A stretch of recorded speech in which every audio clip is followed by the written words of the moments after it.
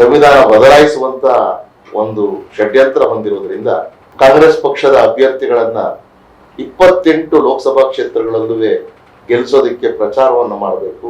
ಶ್ರೇಯಸ್ ಪಟೇಲ್ ಅವರನ್ನ ಗೆಲ್ಲಿಸಬೇಕು, ಪ್ರಜ್ವಲ್ ಅವರನ್ನ ಸೋಲಿಸಬೇಕು ಅನ್ನುವಂತ ನಿರ್ಣಯವನ್ನ ನಾವು ತೆಗೆದುಕೊಂಡು ಸಮಾನತೆ ಅಂದ್ರೆ ಸಾಮಾಜಿಕ ಆರ್ಥಿಕ ಸಮಾನತೆ ಹಾಗೂ ಲಿಂಗ ಸಮಾನತೆಯ ವ್ಯವಸ್ಥೆಯನ್ನು ಜಾರಿಗೊಳಿಸಬೇಕು ಅನ್ನುವಂತ ಆದರ್ಶವನ್ನ ಸಿದ್ಧಾಂತವನ್ನು ಹೊಂದಿದ್ದರಿಂದ ದೇಶದ ತತ್ವ ಸಿದ್ಧಾಂತಗಳಿಗೆ ಬಿಜೆಪಿಯೇ ಮೊದಲನೆಯ ಶತ್ರು. ಪ್ರಜಾಪ್ರಭುತ್ವವನ್ನ ರಕ್ಷಿಸುವ ದೃಷ್ಟಿಯಿಂದ ದೇಶದ ಶಾಂತಿ ಕಾಪಾಡುವ ದೃಷ್ಟಿಯಿಂದ ಕಾಂಗ್ರೆಸ್ಸಿಗೆ ಹೊರಗಡೆ ಬೆಂಬಲವನ್ನು ಕೊಡುವಂತ ಅನಿವಾರ್ಯತೆಯಲ್ಲಿ ನಾವಿದ್ದೀವಿ. ಶ್ರೇಯಸ್ ಪಟೇಲ್ ಅವರು ಜಾತಿ ಪದ್ಧತಿಯಲ್ಲಿ ನಂಬಿಕೆಯನ್ನು ಹೊಂದಿಲ್ಲ, ಅವರು ಅಸ್ಪೃಶ್ಯತೆಯನ್ನು ಆಚರಿಸೋದಿಲ್ಲ, ಜಾತಿ ಪದ್ಧತಿಯಲ್ಲಿ ನಂಬಿಕೆ ಇರುವುದಿಲ್ಲ ಅನ್ನೋದಕ್ಕೆ ಅವರ ಮಾತಿಗೆ ಅನುಗುಣವಾಗಿ ನಡ್ಕೊಂಡಿದ್ದು ಕಂಡು ಬಂದಿದೆ.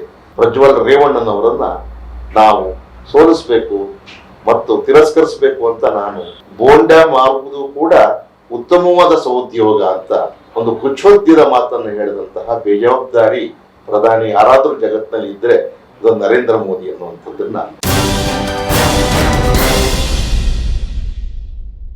ಶ್ರೀಧರ್ ಕಲ್ವೀರ್ ಅವರ ಹೋರಾಟದ ಹಿನ್ನೆಲೆ ಏನು?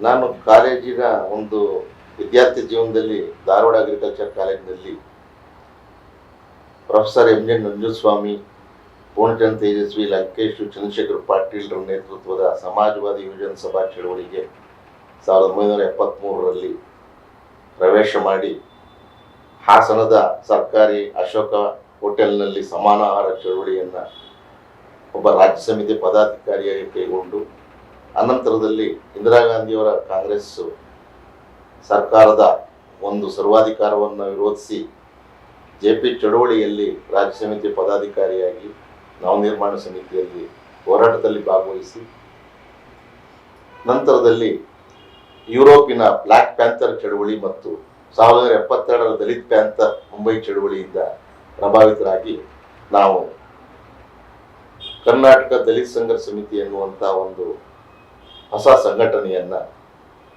ಪ್ರೊಫೆಸರ್ ಬಿ ಕೃಷ್ಣಪ್ಪ, ದೇವನೂರು ಮಹಾದೇವ ಇವರ ಒಂದು ನೇತೃತ್ವದಲ್ಲಿ ನಾನು ಒಬ್ಬ ಸಂಸ್ಥಾಪಕ ಸದಸ್ಯನಾಗಿ ಹೋರಾಟವನ್ನು ಮಾಡಿ ಅನಂತರದಲ್ಲಿ ಬಹುಜನ ಸಮಾಜ ಚಳವಳಿಯನ್ನ ಕಾಂಶಿರಾಮ್ ಅವರ ನೇತೃತ್ವದಲ್ಲಿ ಸೇರಿ ಇಂದಿಗೆ ಸುಮಾರು 50 ವರ್ಷಗಳು ಚಳವಳಿಯಲ್ಲಿ ತೊಡಗಿಸಿಕೊಂಡಿದ್ದೇನೆ.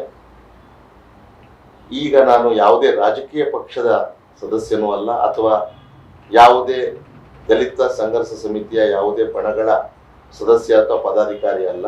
ನಾನೀಗ ಹಲವಾರು ದಲಿತ ಸಂಘಟನೆಗಳ ಒಕ್ಕೂಟ ಅಂದ್ರೆ ಡಾಕ್ಟರ್ ಬಿ.ಆರ್. ಅಂಬೇಡ್ಕರ್ ದಲಿತ ಹೋರಾಟಗಾರರ ಒಕ್ಕೂಟ ಅದರ ಸಂಸ್ಥಾಪಕ ರಾಜ್ಯಾಧ್ಯಕ್ಷನಾಗಿ ದಲಿತ ಮತ್ತು ಜನಪರ ಚಳುವಳಿಯಲ್ಲಿ ಸಕ್ರಿಯವಾಗಿ ತೊಡಗಿಸಿಕೊಂಡಿದ್ದೇನೆ. ಪ್ರಸ್ತುತ ರಾಜಕಾರಣದ ಬಗ್ಗೆ ನಿಮ್ಮ ಅಭಿಪ್ರಾಯ ಏನು? ಪ್ರಸ್ತುತ ರಾಜಕಾರಣ ಇವತ್ತು ಭಾರತದ ಭವಿಷ್ಯಕ್ಕೆ ಒಂದು ಸವಾಲಾಗಿರುವಂತಹ ಲೋಕಸಭಾ ಚುನಾವಣೆ ನಮ್ಮ ಎದುರಿಗಿದೆ. ಪ್ರಮುಖವಾಗಿ NDA ಗ್ರೂಪಿನ ಬಿಜೆಪಿ ನೇತೃತ್ವದ ನರೇಂದ್ರ ಮೋದಿಯವರ ಸಾರಥ್ಯದ ಒಂದು ಚುನಾವಣೆಯ ಹೋರಾಟ ನಡೀತಾ ಇದ್ರೆ, ಅದೇ ರೀತಿ INDIA ಕಾಂಗ್ರೆಸ್ ನೇತೃತ್ವದಲ್ಲಿ ರಾಹುಲ್ ಗಾಂಧಿ, ಮಲ್ಲಿಕಾರ್ಜುನ ಖರ್ಗೆ, ಮಾನ್ಯ ಸಿದ್ದರಾಮಯ್ಯನವರು, ಮಾನ್ಯ DK ಶಿವಕುಮಾರ್ ಅವರ ನೇತೃತ್ವದಲ್ಲಿ ಕಾಂಗ್ರೆಸ್ ಪಕ್ಷದ ಒಂದು ಚುನಾವಣಾ ಪ್ರಚಾರ ನಡೀತಾ ಇರುವಂತ ಈ ಸಂದರ್ಭದಲ್ಲಿ ನಮ್ಮ ಡಾಕ್ಟರ್ ಬಿ.ಆರ್. ಅಂಬೇಡ್ಕರ್ ದಲಿತ ಹೋರಾಟಗಾರರ ಒಕ್ಕೂಟದಲ್ಲಿ ಸುಮಾರು 10 ರಾಜ್ಯ ಮಟ್ಟದ ಸಂಘಟನೆಗಳು ಸೇರಿಕೊಂಡಿವೆ. ಅದೇ ರೀತಿ ಹಾಸನ ಜಿಲ್ಲೆಯಲ್ಲಿ ಸುಮಾರು 25 ರಾಜಕೀಯೇತರ ಸಾಮಾಜಿಕ ಸಂಘಟನೆಗಳು ಸೇರಿರುವಂತಹ ಈ ಒಕ್ಕೂಟವು ಸರ್ವಾನುಮತದಿಂದ ತೆಗೆದುಕೊಂಡ ನಿರ್ಣಯ ಅಂದರೆ ಸಂವಿಧಾನವನ್ನೇ ಬದಲಾಯಿಸುವಂತಹ ಒಂದು ಗುಪ್ತ ಕಾರ್ಯಸೂಚಿಯನ್ನು ಹೊಂದಿರುವಂತಹ ಬಿಜೆಪಿ ಮತ್ತು ಅದರೊಟ್ಟಿಗೆ ಈ ಬಾರಿ ಮೊಟ್ಟ ಮೊದಲ ಬಾರಿಗೆ ಚುನಾವಣಾ ಪೂರ್ವ ಹೊಂದಾಣಿಕೆ JDS ದೇವೇಗೌಡರು, ಕುಮಾರಸ್ವಾಮಿ ಅವರ ಪಕ್ಷ ಮಾಡಿಕೊಂಡಿರುವಂಥದ್ದು ಸಂವಿಧಾನ ಬದಲಾಯಿಸುವಂತ ಒಂದು ಷಡ್ಯಂತ್ರ ಹೊಂದಿರುವುದರಿಂದ ಬಿಜೆಪಿ JDS ಪಕ್ಷವನ್ನ ಚುನಾವಣೆಯಲ್ಲಿ ಸೋಲಿಸಬೇಕು ಅನ್ನುವಂತ ಒಂದು ನಿರ್ಣಯವನ್ನ ನಮ್ಮ ಒಕ್ಕೂಟದಲ್ಲಿ ತೆಗೆದುಕೊಳ್ಳಲಾಗಿದೆ. ಅದೇ ರೀತಿ ಪರ್ಯಾಯವಾಗಿ ಕಾಂಗ್ರೆಸ್ ಪಕ್ಷಕ್ಕೆ ಹೊರಗಿನ ಬೆಂಬಲವನ್ನು ನೀಡಬೇಕು. ಕಾಂಗ್ರೆಸ್ ಪಕ್ಷದ ಅಭ್ಯರ್ಥಿಗಳನ್ನ 28 ಲೋಕಸಭಾ ಕ್ಷೇತ್ರಗಳಲ್ಲೂ ಗೆಲ್ಲಿಸೋದಕ್ಕೆ ಪ್ರಚಾರವನ್ನು ಮಾಡಬೇಕು. ಹಾಸನ ಲೋಕಸಭಾ ಕ್ಷೇತ್ರದಲ್ಲಿ ಕಾಂಗ್ರೆಸ್ ಪಕ್ಷದ ಅಭ್ಯರ್ಥಿ ಶ್ರೇಯಸ್ ಪಟೇಲ್ ಅವರನ್ನ ಗೆಲ್ಲಿಸಬೇಕು ಮತ್ತು ಬಿಜೆಪಿ JDS NDA ಗ್ರೂಪಿನ ಸಂವಿಧಾನ ವಿರೋಧಿ ಪ್ರಜಾಪ್ರಭುತ್ವ ವಿರೋಧಿ ರಂಗದ ಅಭ್ಯರ್ಥಿ ಪ್ರಜ್ವಲ್ ಅವರನ್ನ ಸೋಲಿಸಬೇಕು ಅನ್ನುವಂಥ ನಿರ್ಣಯವನ್ನು ನಾವು ತೆಗೆದುಕೊಂಡು ಈಗ ಚುನಾವಣಾ ಪ್ರಚಾರದಲ್ಲಿ ನಾವು ತೊಡಗಿದ್ವಿ. ಅವ್ರು ಸಮಾಜವಾದಿ ಒಂದು ಹಿನ್ನೆಲೆಯಿಂದ ಬಂದಂತವ್ರು ಈಗ ಆಲ್ ಆಫ್ ಸಡನ್ ಕಾಂಗ್ರೆಸ್ ಬೆಂಬಲಿಸಲು ಕಾರಣ ಏನು? ನಾವು ಸಮಾಜವಾದಿ ವಿಧಾನಸಭಾ JP ಚಳವಳಿ, ನಂತರ ಕರ್ನಾಟಕ ದಲಿತ ಸಂಘರ್ಷ ಸಮಿತಿ ಚಳವಳಿ, ಅನಂತರ ಕಾಂಶಿರಾಮ್ರವರ ಬಹುಜನ್ ಸಮಾಜ ಚಳವಳಿ ಸಂದರ್ಭಗಳಲ್ಲಿ ಬಿಜೆಪಿ ಬಹುಮತವನ್ನು ಪಡೆದು ಅಧಿಕಾರಕ್ಕೆ ಬಂದಿರಲಿಲ್ಲ. ಆಗ ಕಾಂಗ್ರೆಸ್ ಪಕ್ಷ ನಮಗೆ ಬಂಡವಾಳಶಾಹಿ ಹಾಗೂ ಮನೋವಾದಿ, ಕೋಮುವಾದಿ, ಜನವಿರೋಧಿ ಮೌಲ್ಯಗಳನ್ನು ಹೊಂದಿರುವ ಪಕ್ಷವಾಗಿ ನಮ್ಮ ಎದುರಿಗೆ ವ್ಯವಸ್ಥೆಯ ಪ್ರತೀಕವಾಗಿತ್ತು. ನಾವು ಸಮಾನತೆ ಅಂದರೆ ಸಾಮಾಜಿಕ ಆರ್ಥಿಕ ಸಮಾನತೆ ಹಾಗೂ ಲಿಂಗ ಸಮಾನತೆಯ ವ್ಯವಸ್ಥೆಯನ್ನು ಜಾರಿಗೊಳಿಸಬೇಕು ಅನ್ನುವಂಥ ಆದರ್ಶವನ್ನ ಸಿದ್ಧಾಂತವನ್ನು ಹೊಂದಿದ್ದರಿಂದ ಆ ಹಳೆಯ ದಿನಗಳಲ್ಲಿ ಕಾಂಗ್ರೆಸ್ ನಮಗೆ ಮೊದಲನೇ ಶತ್ರುವಾಗಿ ಕಾಣಿಸ್ತಾ ಇತ್ತು. ಜನತಾ ರಂಗ ಅದು ಸಹ ವ್ಯವಸ್ಥೆಯ ರಕ್ಷಣೆಗೆ ಇದ್ರೂ ಸಹ ಒಂದು ಕಂಪ್ಯಾರಿಟಿವ್ಲಿ ಕಾಂಗ್ರೆಸ್ಗಿಂತ ಕಡಿಮೆ ಶತ್ರುವಾಗಿ ಕಾಣಿಸ್ತಾ ಇತ್ತು. ಹೀಗಾಗಿ ಮೊದಲನೇ ಶತ್ರು ಕಾಂಗ್ರೆಸ್ ಅನ್ನು ಸೋಲಿಸಲು, ಎರಡನೇ ಶತ್ರು ಜನತಾ ರಂಗವನ್ನ ಹೊರಗಿನಿಂದ ಬೆಂಬಲಿಸುವಂತಹ ಒಂದು ತೀರ್ಮಾನವನ್ನ ನಾವು ದಲಿತ ಸಂಘರ್ಷ ಸಮಿತಿ ರಾಜ್ಯ ಸಮಿತಿಯಲ್ಲಿ ಕೈಗೊಂಡಿದ್ವಿ. ಕಾಲಕ್ರಮೇಣ RSS ಮತ್ತು ಹಿಂದೂ ಧರ್ಮ ಮತ್ತು ಜಾತಿ ಪದ್ಧತಿ, ಮನುಸ್ಮೃತಿ, ವರ್ಣಾಶ್ರಮದ ಪ್ರತಿಪಾದಕರಾದ ಬಿಜೆಪಿಯ ಬಹುಮತದ ಸರ್ಕಾರ ಬಂದು 10 ವರ್ಷಗಳ ಕಾಲ ಮೋದಿಯವರು ಪ್ರಧಾನಿಯಾದಾಗ ನಮಗೆ ಕಂಡು ಬಂದದ್ದು ದೇಶಕ್ಕೆ, ದೇಶದ ತತ್ವ ಸಿದ್ಧಾಂತಗಳಿಗೆ ಬಿಜೆಪಿಯೇ ಮೊದಲನೇ ಶತ್ರು. ಆದ್ರಿಂದ ಬಿಜೆಪಿ ಮೊದಲನೇ ಶತ್ರುವನ್ನು ಸೋಲಿಸಲು ಕಾಂಗ್ರೆಸ್ಸಿಗೆ ಹೊರಗಿನ ಬೆಂಬಲವನ್ನು ಕೊಟ್ಟು ಬೀಸುವ ತೊಣ್ಣೆಗೆ ತಲೆ ತಪ್ಪಿಸಿಕೊಳ್ಳುವಂತಹ ಒಂದು ವಿಧಾನವನ್ನು ಅನುಸರಿಸಿ ನಾವು ಇವತ್ತು ಜಾತಿ ಜನಗಣತಿಯ ಮಾಡಿ ಜಾತಿ ಪದ್ಧತಿ, ಜಾತಿ ವ್ಯವಸ್ಥೆಯಲ್ಲಿರುವ ಅಸಮಾನತೆಯನ್ನು ನಿವಾರಣೆ ಮಾಡ್ತೀವಿ ಅನ್ನುವಂಥ ಮಾತನ್ನ, ಸಾಮಾಜಿಕ ಆರ್ಥಿಕ ಸಮೀಕ್ಷೆಯನ್ನು ಮಾಡ್ತೀವಿ ಅನ್ನುವ ಮಾತನ್ನ ಚುನಾವಣಾ ಪ್ರಣಾಳಿಕೆಯಲ್ಲಿ ಹೇಳಿರುವಂತಹ ರಾಹುಲ್ ಗಾಂಧಿ, ಮಲ್ಲಿಕಾರ್ಜುನ್ ಖರ್ಗೆ, ಸಿದ್ದರಾಮಯ್ಯ ಇವರ ಒಂದು ತತ್ವ ಸಿದ್ಧಾಂತಗಳು ಅಂಬೇಡ್ಕರ್ ಅವರು ಹೇಳಿದಂತಹ ಸಮಾನತೆಯ ತತ್ವ ಸಿದ್ಧಾಂತಗಳಿಗೆ ಅತ್ಯಂತ ಸಮೀಪವಾಗಿರುವುದರಿಂದ ಕಾಂಗ್ರೆಸ್ಸಿನ ತತ್ವ ಸಿದ್ಧಾಂತಗಳಲ್ಲಿ ಅಂಬೇಡ್ಕರ್ ತತ್ವ ಸಿದ್ಧಾಂತಗಳನ್ನು ಅಳವಡಿಸಿಕೊಳ್ಳುವಂತಹ ಒಂದು ಧೋರಣೆ ಕಂಡು ಬರ್ತಾ ಇರೋದ್ರಿಂದ ಕಾಂಗ್ರೆಸ್ಸಿಗೆ ಹೊರಗಿನ ಬೆಂಬಲವನ್ನ ಈಗ ಕೊಡುವಂಥದ್ದು ದೇಶದ ಸಾರ್ವಭೌಮತ್ವ, ಸಮಗ್ರತೆ, ಏಕತೆಯ ರಕ್ಷಣೆಯ ದೃಷ್ಟಿಯಿಂದ, ಜಾತಿ ವ್ಯವಸ್ಥೆಯನ್ನ ರಾಷ್ಟ್ರಪಡಿಸುವ ದೃಷ್ಟಿಯಿಂದ, ಕೋಮುವಾದವನ್ನ ರಾಷ್ಟ್ರಪಡಿಸುವ ದೃಷ್ಟಿಯಿಂದ, ಬಹುತ್ವವನ್ನ ಕಾಪಾಡಿಕೊಳ್ಳುವಂತಹ ದೃಷ್ಟಿಯಿಂದ, ಪ್ರಜಾಪ್ರಭುತ್ವವನ್ನ ರಕ್ಷಿಸುವ ದೃಷ್ಟಿಯಿಂದ, ದೇಶದ ಶಾಂತಿ ಕಾಪಾಡುವ ದೃಷ್ಟಿಯಿಂದ ಕಾಂಗ್ರೆಸ್ಸಿಗೆ ಹೊರಗಿನ ಬೆಂಬಲವನ್ನು ಕೊಡುವಂತ ಅನಿವಾರ್ಯತೆಯಲ್ಲಿ ನಾವಿದ್ದೀವಿ. ಶ್ರೀಧರ್ ಕಲ್ವೀರ್ ಅವರು ಸೈದ್ಧಾಂತಿಕವಾಗಿ ಕಾಂಗ್ರೆಸ್ ಜೊತೆ ರಾಜಿ ಆದ ಸೈದ್ಧಾಂತಿಕವಾಗಿ ಕಾಂಗ್ರೆಸ್ಸು ಅಂಬೇಡ್ಕರ್ ಅವರು ಹೇಳುವ ಸಂವಿಧಾನವನ್ನ ಸಂರಕ್ಷಿಸ್ತೀವಿ, ಅಂಬೇಡ್ಕರ್ ಅವರು ಹೇಳುವ ಸಂವಿಧಾನ ಅನುಷ್ಠಾನವನ್ನು ಮಾಡ್ತೀವಿ ಅನ್ನುವಂಥ ಒಂದು ಘೋಷಣೆಯನ್ನ ಅವರು ತಮ್ಮ ಮ್ಯಾನಿಫೆಸ್ಟೋನಲ್ಲಿ ಹೇಳಿರೋದು ಸಾಮ್ಯತೆ ನಮಗೆ ಅಂಬೇಡ್ಕರ್ ಅವರ ಸಿದ್ಧಾಂತಗಳಿಗೆ ಕಂಡು ಬರೋದ್ರಿಂದ ನಾವು ಕಾಂಗ್ರೆಸ್ ಅನ್ನ ಹೊರಗಿನಿಂದ ಬೆಂಬಲಿಸ್ತಾ ಇದ್ದೀವಿ. ಅದರ ಅರ್ಥ 100ಕ್ಕೆ 100 ಪಾಲು ಕಾಂಗ್ರೆಸ್ಸು ಅಂಬೇಡ್ಕರ್ ಅವರ ಸಿದ್ಧಾಂತವನ್ನು ಅಳವಡಿಸಿಕೊಂಡಿದೆ ಅಂತಲ್ಲ, ಈಗ ಅಳವಡಿಸಿಕೊಳ್ಳಲು ಆರಂಭಿಸುವ ಈ ಲಕ್ಷಣಗಳು ಇನ್ನೂ ಕೂಡ ಹೆಚ್ಚಾಗಿ ಕಂಡು ಬರಬೇಕು ಅನ್ನುವಂತ ಒಂದು ಆಶಯವನ್ನು ನಾನು ಕಾಂಗ್ರೆಸ್ ಪಕ್ಷದಿಂದ ನಿರೀಕ್ಷೆ ಮಾಡ್ತೇನೆ. ಹಾಸನದ ಕಾಂಗ್ರೆಸ್ ಅಭ್ಯರ್ಥಿ ಶ್ರೇಯಸ್ ಪಟೇಲ್ ಬಗ್ಗೆ ನಿಮ್ಮ ಅಭಿಪ್ರಾಯ? ಶ್ರೇಯಸ್ ಪಟೇಲ್ ಅವರು ಜಾತಿ ಪದ್ಧತಿಯಲ್ಲಿ ನಂಬಿಕೆಯನ್ನು ಹೊಂದಿಲ್ಲ, ಸರಳತೆಯ ವ್ಯಕ್ತಿತ್ವವನ್ನು ಹೊಂದಿರುವಂಥವರು, ಸುಳ್ಳು ಹೇಳುವ ಅಭ್ಯಾಸಗಳು ಇಲ್ಲದೆ ಇರುವಂಥವರು.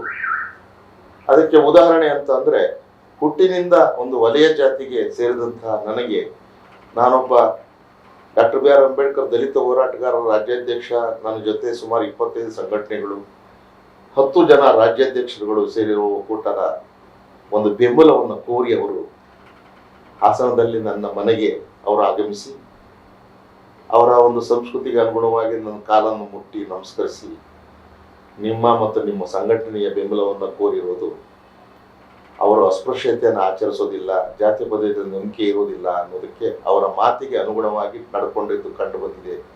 ಆದ್ರಿಂದ ಶ್ರೇಯಸ್ ಪಟೇಲ್ ಅವರು ಲೋಕಸಭೆಗೆ ಹೋದರೂ ಸಹ ಈ ಜಾತ್ಯತೀತ ಮೌಲ್ಯಗಳನ್ನ ಅವರು ಲೋಕಸಭೆಯಲ್ಲಿ ಕೂಡ ಪ್ರತಿಪಾದಿಸ್ತಾರೆ, ಸಂವಿಧಾನದ ಪರವಾಗಿ ಅವರು ಧ್ವನಿ ಎತ್ತುತ್ತಾರೆ ಅನ್ನುವಂತಹ ಒಂದು ನಂಬಿಕೆ ನನ್ನಲ್ಲಿದೆ. NDA ಅಥವಾ ಪ್ರಜ್ವಲ್ ರೇವಣ್ಣ ಅವ್ರನ್ನ ಏನು ಬೆಂಬಲಿಸುವ NDA ಅದರಲ್ಲಿ ಬಿಜೆಪಿ ಇತ್ತು, JDS ಇರಲಿಲ್ಲ. ಆ ಹಿಂದಿನ ಕಾಲಘಟ್ಟಗಳಲ್ಲಿ ಹಲವಾರು ಜನ ಹೋರಾಟಗಾರರು, ದಲಿತ ಮುಖಂಡರು ಬಿಜೆಪಿಯನ್ನು ವಿರೋಧಿಸುತ್ತದೆ JDS ಅನ್ನೋ ಕಾರಣಕ್ಕೆ JDSಗೆ ಹೊರಗಿನ ಬೆಂಬಲ ಕೊಟ್ಟಿದ್ರು. ಆದ್ರೆ ಈಗ JDS ಹಠಾತ್ ಆಗಿ ದೇವೇಗೌಡರು ಬಿಜೆಪಿಯ ಜೊತೆ ಚುನಾವಣಾ ಪೂರ್ವ ಹೊಂದಾಣಿಕೆಯನ್ನ ಮಾಡಿಕೊಂಡು ಮುಂದೆ ಬಿಜೆಪಿಗೆ 400 MP ಏನು ಮಾಡ್ಕೋಬೇಕು ಅಂತ ನರೇಂದ್ರ ಮೋದಿ ಅವರು ಗುರಿ ಹೊಂದಿದ್ದಾರೆ. ಲೋಕಸಭೆ, ರಾಜ್ಯಸಭೆಗಳಲ್ಲಿ ಬಹುಮತವನ್ನು ಸಾಧಿಸುವ ಗುರಿ, ಸುಮಾರು 15 ರಾಜ್ಯಗಳಲ್ಲಿ ಬಹುಮತವನ್ನು ಸಾಧಿಸುವ ಗುರಿ. ಈ ಬಹುಮತ ಯಾತಕ್ಕಾಗಿ ಅಂತ ಅಂದ್ರೆ, ಈ ದೇಶದ ಸುಭಿಕ್ಷತೆಗಾಗಿ ಅಲ್ಲ, ಸಂವಿಧಾನವನ್ನು ಬದಲಾಯಿಸಿ ವರ್ಣಾಶ್ರಮ ಮನುಸ್ಮೃತಿಯನ್ನು ವಾಪಸ್ ತರುವ ಹುನ್ನಾರ ಏನಿದೆ ಅದರ ಜೊತೆಗೆ ಜೀವಮಾನವಿಡೀ ಬಿಜೆಪಿ ವಿರುದ್ಧ ಹೋರಾಡದಂತಹ ಹಾಸನದ ಕನ್ನಡಿಗ ರೈತಾಪಿ ವರ್ಗದ ದೇವೇಗೌಡರು ಸೇರಿರುವಂಥದ್ದು ದೇಶ ವಿರೋಧಿ ನಿಲುವು, ಸಮಾಜ ವಿರೋಧಿ ನಿಲುವು, ಸಂವಿಧಾನ ವಿರೋಧಿ ನಿಲುವು ಆಗಿರೋದ್ರಿಂದ ಅವರ ಒಂದು ಪಕ್ಷದ ದೇವೇಗೌಡರ ಮೊಮ್ಮಗ ಪ್ರಜ್ವಲ್ ಕೂಡ ಅದೇ ಒಂದು ಮಾತನ್ನ ಅವ್ರು ಹೇಳ್ತಾ ಇದ್ದಾರೆ. ಇಷ್ಟು ದಿವಸಗಳ ಕಾಲ RSS ಅನ್ನ ನಾವು ವಿರೋಧಿಸ್ತಾ ಇದ್ವಿ, ಇದೀಗ RSS ಅತ್ಯಂತ ದೇಶಭಕ್ತ ಸಂಘಟನೆ, ಅದನ್ನ ನಾನು ಮೆಚ್ಚುತ್ತೀನಿ, ಅದರ ತತ್ವಗಳನ್ನು ಪಾಲಿಸ್ತೀನಿ ಅನ್ನುವಂತಹ ಒಂದು ಚುನಾವಣಾ ಭಾಷಣಗಳನ್ನು ಮಾಡ್ತಾ ಇರೋದ್ರಿಂದ ಇದೆಲ್ಲವೂ ಕೂಡ ದೇಶವನ್ನ ಹಿಂದುತ್ವದ ಕಡೆಗೆ, ಅಂದರೆ ಏಕತ್ವದ ಕಡೆಗೆ, ಅಂದರೆ ಬಹುತ್ವ ವಿರೋಧಿಯಾದಂತಹ ಒಂದು ನಡೆಗೆ ಕಾರಣ ಆಗುತ್ತೆ. ಇದು ವಿಶ್ವದಲ್ಲಿ ಭಾರತವನ್ನ ಏಕಾಂಗಿಗೊಳಿಸುವಂತಹ ಒಂದು ಅಪಾಯಕಾರಿ ರಾಜಕೀಯ ನಿಲುವು, ರಾಜತಾಂತ್ರಿಕ ನಿಲುವು ಆಗಿರೋದ್ರಿಂದ ಅದರ ಪ್ರತಿಪಾದಕರಾಗಿರುವಂತಹ ಪ್ರಜ್ವಲ್ ರೇವಣ್ಣನವರನ್ನ ನಾವು ಸೋಲಿಸಬೇಕು ಮತ್ತು ತಿರಸ್ಕರಿಸಬೇಕು ಅಂತ ನಾನು ಹಾಸನ ಜನತೆಯಲ್ಲಿ ಮನವಿ ಮಾಡ್ತೀನಿ. ಸರ್, ಹಾಸನ ಜಿಲ್ಲೆಯಲ್ಲಿ 25 ಸಂಘಟನೆಗಳು ಕಾಂಗ್ರೆಸ್ಗೆ ಬೆಂಬಲ ಕೊಡ್ತಿವೆ ಅಂತ ನೀವು ಹೇಳಿದ್ರಿ. ಅದರಲ್ಲಿ ಕೆಲವರು ಈಗ ನಿಮ್ಮ ಒಂದು ಇದನ್ನ ಬಿಟ್ಬಿಟ್ಟು JDS ಜೊತೆ ಸೇರ್ಕೊತಿದ್ದಾರೆ. ಇದ್ರ ಬಗ್ಗೆ ನಿಮ್ಮ ಅಭಿಪ್ರಾಯ ಏನು? ನಮ್ಮ ಡಾಕ್ಟರ್ ಬಿ ಆರ್ ಅಂಬೇಡ್ಕರ್ ದಲಿತ ಹೋರಾಟಗಾರರ ಒಕ್ಕೂಟದಲ್ಲಿ ಇರುವವರು ಯಾರೂ ಸಹ ಕಾಂಗ್ರೆಸ್ ಬೆಂಬಲವನ್ನ ಬಿಟ್ಟು ಜನತಾದಳಕ್ಕೆ ಬೆಂಬಲವನ್ನ ಘೋಷಿಸಿಲ್ಲ. ಯಾವ ದಲಿತ ಸಂಘಟನೆಗಳು ಘೋಷಿಸಿದಾವೆ ಅಂತ ನೀವು ಈಗ ಹೇಳ್ತಾ ಇದ್ದೀರೋ ಅವರು ನಮ್ಮ ಒಕ್ಕೂಟದಲ್ಲಿ ಇರಲೇ ಇಲ್ಲ. ಅಂಬೇಡ್ಕರ್ ಸ್ಮಾರಕ ಮಾಡೋದಕ್ಕೆ ಬಿಜೆಪಿ ಅವರು ಮೊದಲನೇದಾಗಿ ಹಣ ಬಿಡುಗಡೆ ಮಾಡಿದ್ರು ಸರ್. ಬಟ್ ನೀವು ಅವರಿಗೆ ಬಿಜೆಪಿ ಅವರಿಗೆ ಎಲ್ಲೂ ವಿಚಾರನೆ ಪ್ರಸ್ತಾಪ ಮಾಡಲಿಲ್ಲ. ಕಾಂಗ್ರೆಸ್ ಸರ್ಕಾರ ಹಣ ಬಿಡುಗಡೆ ಮಾಡಿದ ತಕ್ಷಣ ಅದನ್ನೇ ಒಂದು ಹೈಲೈಟ್ ಮಾಡ್ಕೊಂಡು ಕಾಂಗ್ರೆಸ್ ಸರ್ಕಾರದ ಬಗ್ಗೆನೇ ಮಾತಾಡ್ಕೊಂಡು ಬಂದ್ರಿ. ಏನಕ್ಕೆ ಈ ತರ ಬಿಜೆಪಿ ಮತ್ತೆ ಕಾಂಗ್ರೆಸ್ ಅಲ್ಲಿ ನಿಮ್ಮಲ್ಲಿ ಯಾಕೆ ಈ ತರ ಧೋರಣೆ ಅಂತ? ನಾನು ಈ ಅಂಬೇಡ್ಕರ್ ಅವರು ಹಾಸನಕ್ಕೆ ಆದಿ ಕರ್ನಾಟಕ ಬೋರ್ಡಿಂಗ್ ಹೋಮ್ಗೆ ಭೇಟಿ ಕೊಟ್ಟದ್ದು 1 ಶತಮಾನದ ಹಿಂದೆ. ನಾಲ್ವಡಿ ಕೃಷ್ಣರಾಜರು ಅಸ್ಪೃಶ್ಯ ಜಾತಿಗಳ ಶಿಕ್ಷಣಕ್ಕಾಗಿ ಆದಿ ಕರ್ನಾಟಕ ಬೋರ್ಡಿಂಗ್ ಹೋಮ್ ಎನ್ನುವಂಥ ಉಚಿತ ವಸತಿ ನಿಲಯವನ್ನು ನೀಡಿದ್ದು. ಇವೆಲ್ಲವನ್ನೂ ಕೂಡ ನಾನು ಒಬ್ಬ ಇತಿಹಾಸದ ಒಂದು ಸ್ನಾತಕೋತ್ತರ ಪದವೀಧರನಾಗಿ ನಾನು ಇದನ್ನು ಸಂಶೋಧನೆಗೆ ಒಳಪಡಿಸಿ ಇದನ್ನು ನಾನು ಸರ್ಕಾರದ ಮುಂದೆ ಮಂಡಿಸಿದೆ. ಆ ಸರ್ಕಾರ ಯಾವ ಪಕ್ಷದಿಂದ ರಚನೆಯಾಗಿದ್ದು ಅನ್ನೋದು ಇಮ್ಮೆಟೀರಿಯಲ್. ಅದು ಯಾವುದೇ ಪಕ್ಷದ್ದೇ ಇರಲಿ, ಅದು ಸರ್ಕಾರ. ಸರ್ಕಾರ ಅಂದ್ರೆ ಸಂವಿಧಾನಬದ್ಧವಾಗಿ ಜನರ ಆಡಳಿತ ನಡೆಸೋದಕ್ಕೆ ಒಂದು ಮತದಾನದ ಮೂಲಕ ಬಂದಂಥದ್ದು. ನಾವು ಕೇಳಿದಾಗ ಒಂದು ಅನುದಾನವನ್ನು BJP ಪಕ್ಷದ ಒಂದು ಸರ್ಕಾರ ಇದ್ದಾಗ BJP ಪಕ್ಷದ ಪಾರ್ಟಿ ಫಂಡ್ ನೀವು ಅಂಬೇಡ್ಕರ್ ನಾಲ್ವಡಿ ಸ್ಮಾರಕಕ್ಕೆ ಕೊಡಿ ಅಂತ ನಾವು ಕೇಳಿಲ್ಲ. ಸರ್ಕಾರದಿಂದ ಅನುದಾನವನ್ನು ಕೇಳಿದ್ದೀವಿ. ಸರ್ಕಾರವು ಕೂಡ ಅದನ್ನ ತನಿಖೆಗೆ ಒಳಪಡಿಸಿ ಅದರ ಒಂದು ಐತಿಹಾಸಿಕ ಸತ್ಯಗಳನ್ನು ಮನಗಂಡು ಅವರು ಸ್ಮಾರಕವನ್ನು ಮಂಜೂರು ಮಾಡಿದ್ದಾರೆ. ಅದು ಸರ್ಕಾರ ಮಂಜೂರು ಮಾಡಿದೆಯೇ ಹೊರತು BJP ಪಕ್ಷ ಮಂಜೂರು ಮಾಡಿಲ್ಲ. ಅದೇ ರೀತಿ ಈಗ ಕಾಂಗ್ರೆಸ್ ಪಕ್ಷ ಅದನ್ನ ಮಂಜೂರು ಮಾಡಿಲ್ಲ. ಈಗ ಇರುವಂಥದ್ದು ಕಾಂಗ್ರೆಸ್ ಪಕ್ಷದ ಆಡಳಿತವಿರುವ ಸರ್ಕಾರ, ಅಂದ್ರೆ ಬಾಬಾ ಸಾಹೇಬ್ ಅಂಬೇಡ್ಕರ್ ಅವರಿಂದ ಸಂವಿಧಾನಬದ್ಧವಾಗಿ ಬಂದಂತಹ ಸರ್ಕಾರ ಬಾಬಾ ಸಾಹೇಬ್ ಅಂಬೇಡ್ಕರ್ ಅವರ ಸ್ಮಾರಕಕ್ಕೆ ಅನುದಾನವನ್ನು ಕೊಡುವುದರ ಮೂಲಕ ಅಂಬೇಡ್ಕರ್ ಅವರು ಸಂವಿಧಾನವನ್ನು ಕೊಟ್ಟ ಋಣ ಏನಿದೆ ಅದನ್ನ ಈ ಸರ್ಕಾರಗಳು ತೀರಿಸಿವೆ ಅಂತ ನಾನು ಭಾವಿಸ್ತೇನೆ. ಹಾಸನದಲ್ಲಿ ಕಾಂಗ್ರೆಸ್ ಅಭ್ಯರ್ಥಿ ಶ್ರೇಯಸ್ ಪಟೇಲ್ ಅವರು ನಿಮ್ ಪ್ರಕಾರ ನೀವೆಲ್ಲಾ ಕ್ಷೇತ್ರದಲ್ಲೂ ಸುತ್ತಾಡಿರೋದ್ರಿಂದ ಎಷ್ಟು ಮತಗಳಿಂದ ಗೆಲ್ಬಹುದು ಅಂತ ಅನ್ಸುತ್ತೆ? ನನ್ನ ಅಂದಾಜು ಅವರು ಸುಮಾರು 30,000 ಮತಗಳ ಅಂತರದಲ್ಲಿ ಗೆಲ್ಬಹುದು. ತುಂಬಾ ಅಧಿಕ ಅಂತರದಲ್ಲಿ ಗೆಲ್ತಾರೆ ಅಂತ ಕೆಲವರು ರಾಜಕಾರಣಿಗಳು ಹೇಳ್ತಾರೆ. ನನ್ನ ಒಂದು ವಿಶ್ಲೇಷಣೆಯ ಪ್ರಕಾರ ಸುಮಾರು 30,000 ಮತಗಳ ಅಂತರದಲ್ಲಿ ಅವರು ಗೆಲ್ತಾರೆ. ಈ ಬೇರೆ ಬೇರೆ ತಾಲೂಕುಗಳಲ್ಲಿ ಯಾವ ರೀತಿ ವಾತಾವರಣ ಇದೆ ಸರ್ ಇವಾಗ ಪ್ರಸ್ತುತ? ನಿಮಗೆ ಹೀಗೆ ಗೊತ್ತಿರುವಂತೆ ಕಾಂಗ್ರೆಸ್ ಪಕ್ಷದ MLAಗಳು ನಮ್ಮ ಏನು 9 ತಾಲೂಕುಗಳಲ್ಲಿ 2 ಕಡೆ ಕಾಂಗ್ರೆಸ್ MLAಗಳು ಇದ್ದರೆ ಇನ್ನು 7 ಕಡೆ ಜನತಾದಳದ MLAಗಳು ಮತ್ತು BJP MLAಗಳಿದ್ದಾರೆ.